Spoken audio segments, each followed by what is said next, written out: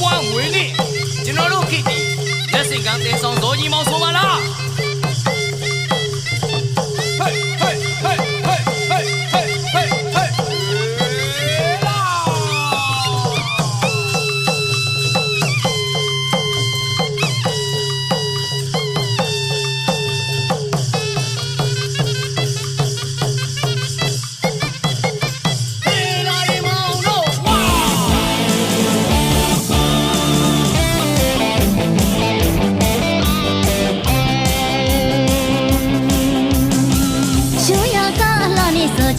ချက်တီစားမြို့သားချင်းမြေဖို့ဘွားမွေးနေ့